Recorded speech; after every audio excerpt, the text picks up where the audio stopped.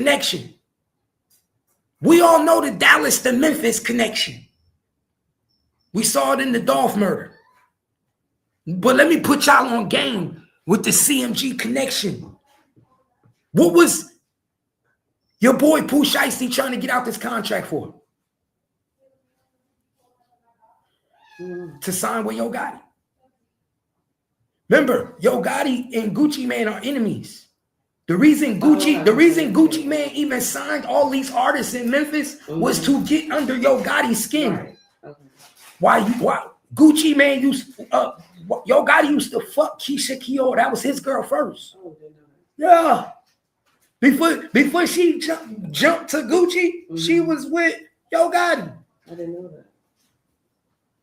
So when they having their little feud, CMG, it's really personal. That's why they say Gucci Mane didn't give a fuck about none of them artists that he signed in Memphis. He just went and signed like 9, 10 artists in Memphis. Just to do what? Just to say I did it.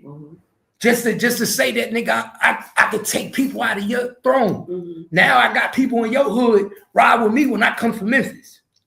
Pay attention. So what did Yo Gotti try to do? He tried to do an overplay for the underplay.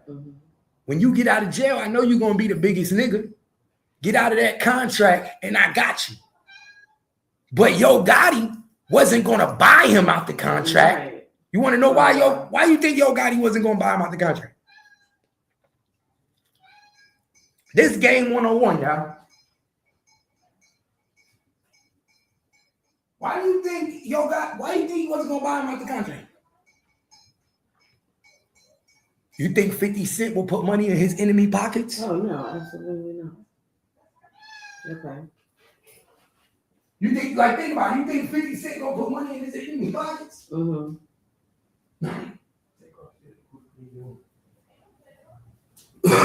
Think about it. You my enemy. I'm signing your artist to make you look stupid. I blow that artist up. Now he get out of jail. You talking to that artist behind the back because he from Memphis, where you from. You tell him, yo, you get out that contract with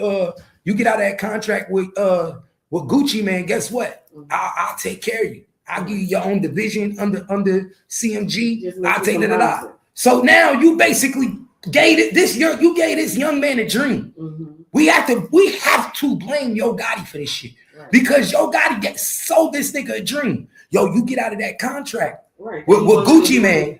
Get out of that contract with Gucci Mane, and I'll give you your own entity under CMG.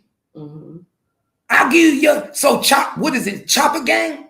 His shit is called Chopper Gang or whatever his shit. So I'll give you your own entity. So now you could be a boss under me, right? So what does he do? He don't handle business the right way. He handle it the street way. Right.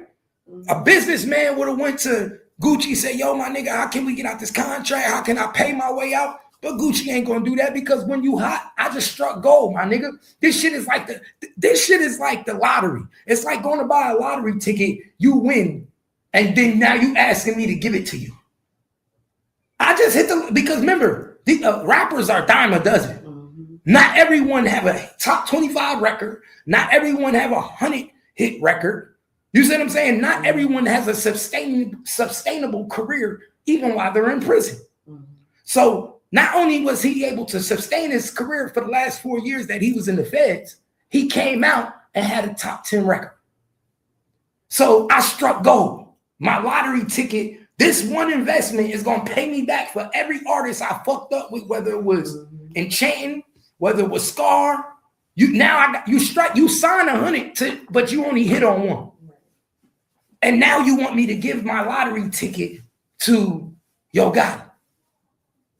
It's not going to happen. The same reason why Eazy-E didn't want to give Dr. Dre to Suge Knight. The same reason why Eazy-E didn't want to give Vanilla Ice to Suge Knight. Same reason Vanilla Ice didn't want to give up Eazy-E. You see what I'm saying? It's like, this is my money. This is my lottery ticket. I just struck gold. And you want me to give you this? Not having it. So these niggas thought they could go old school Suge Knight. These niggas thought they could pull an old school Suge Knight. That's how I feel. They thought they could pull an old school Suge Knight, y'all.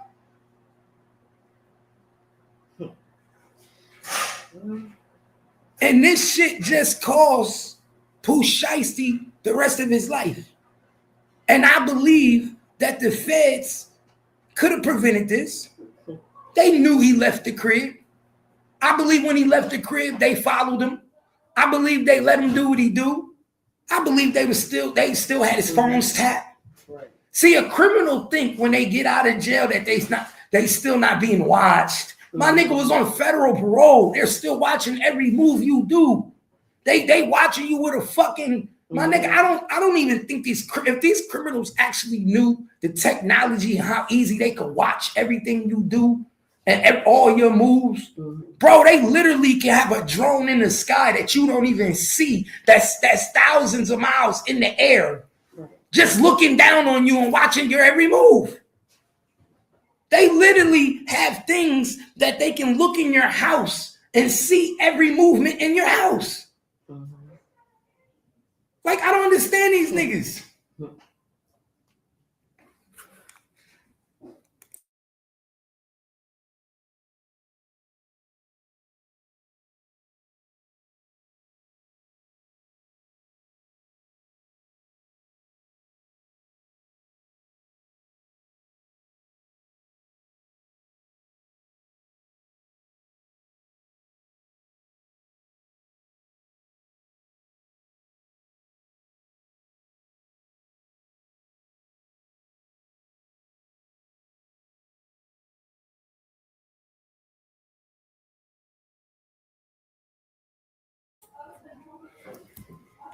Said, don't forget Big Scar death hit Pooh shiesty hard. Yeah, but that was one of the main reasons why he wanted off that contract. One of the main reasons why he wanted off the contract was because this nigga asked the family for the chain back. There was no loyalty. When Scar died, he OD'd. Gucci Man asked for the jewelry back. And it's a reason why he asked for that jewelry back. Because Scar didn't own it. This is what people don't understand. It's just like when Tupac died, Suge Knight got the car back. When Tupac died, the family had to move out the house in Calabasas, right? Mm-hmm. They had to move out. What did the cousin say? Right. We had to pack this shit up. Everything in life changed immediately. Mm-hmm. Why? Because Tupac didn't own none of this. He died with $8,000 in the bank. That's the only thing he owned. That when you are dealing with a company, the company owns everything. A smart company knows we give you a company car.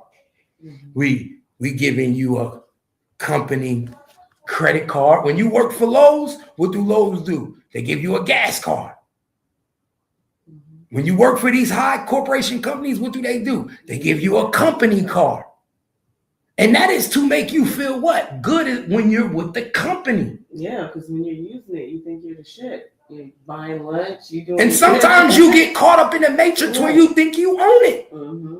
Sometimes you get so used to driving that motherfucker because you've been with the company for 5 years, you think you own it. Right, and you feel like you're going to be a part of this company. You never think that it's going to all end. You never even think that it's the companies. Right. It's some people that the only trick 22 compared to the actual company when you work for, when you're the CEO for AT&T and they give you a car is, when they give you the car at AT&T, they let you know you get to drive a company car as long as you work here.